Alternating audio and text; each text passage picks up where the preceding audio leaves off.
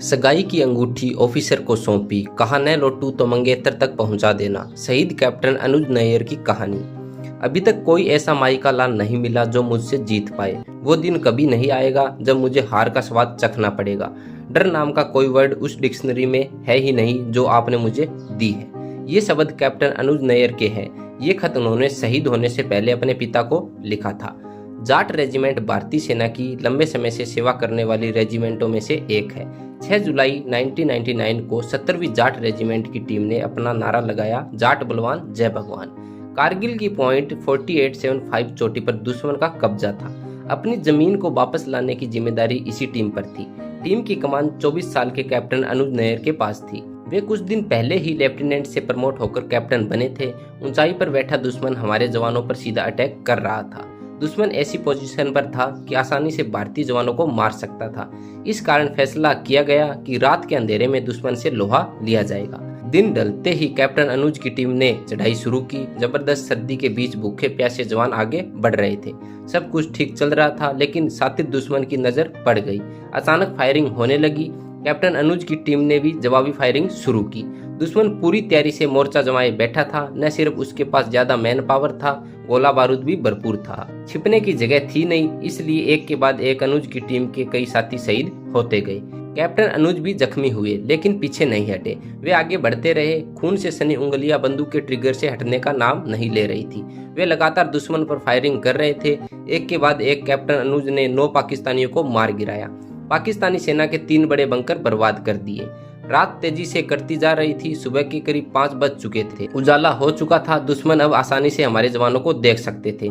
जब अनुज ने अपने आसपास देखा तो कई साथी शहीद पड़े हुए थे। अनुज ने जैसे कसम खा रखी थी कि आज ही मैं पॉइंट 4875 चोटी पर तिरंगा लहराकर रहूंगा।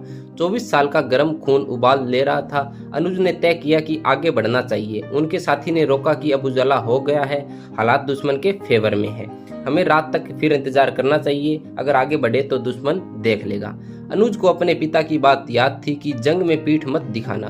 उन्होंने सिर पर कफन बांधा और पाकिस्तान के चौथे बंकर के ऊपर टूट पड़े। उन्होंने जैसे ही फायरिंग शुरू की, बम का एक गोला उनके ऊपर आकर गिरा और वे शहीद हो गए। लेकिन कैप्टन अनुज अपनी शहादत के साथ ही जीत की बुनियाद रख गए थे। कुछ ही घंटों बाद पॉइंट 4875 पर तिरंगा फहराने लगा। मरणोपरांत कैप्टन अनुज को महावीर चक्र से सम्मान से नवाजा गया। कैप्टन अनुज का जन्म 28 अगस्त 1975 को दिल्ली में हुआ था।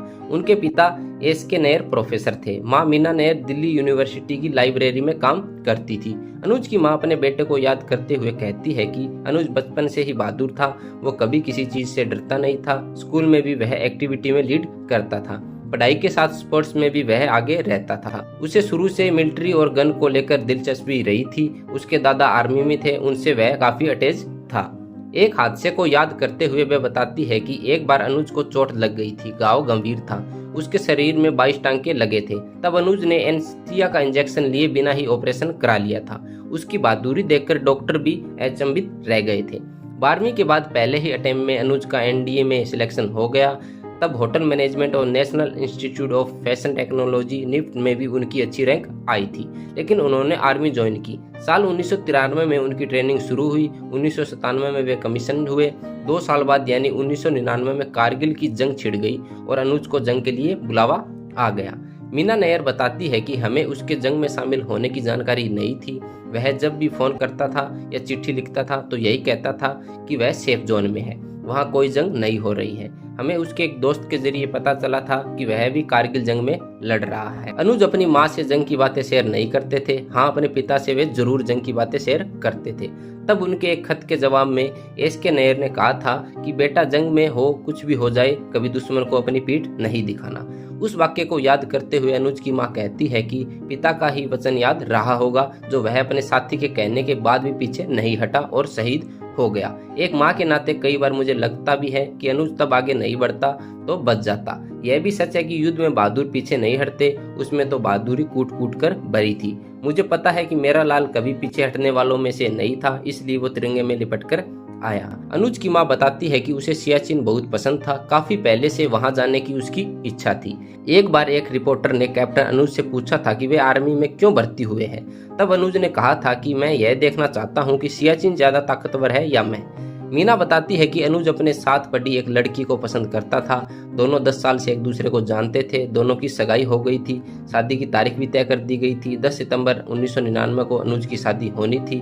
हमारे घर में एक और सदस्य बढ़ने वाला था, लेकिन वक्त को कुछ और ही मंजूर था। लड़ाई के दौरान अनुज ने अपनी सगाई की अंगूठी उतारकर अपने ऑफिसर को यह कहते हुए दे दी थी कि अगर वे जंग से जिंदा लौटते हैं तो वे अंगूठी वापस ले लेंगे, अगर शहीद होते हैं तो उनकी मंगेतर तक यह अंगूठी पहुंचा दी जाए। वे नहीं चाहते थे कि उनके प्यार की निशानी दुश्मन के हाथ लगे। अनुज की शहादत के बाद उनके शव के साथ वह अंगूठी भी उनके घर पहुंची थी। तो दोस्तों, आपको कैसी लगी शहीद कैप्टन अनुज नैयर की कहानी, हमें कमेंट करके जरूर बताएं। और मैं शहीद कैप्टन अनुज नैयर को दिल से सैल्यूट करता हूं। जय हिंद, जय भारत।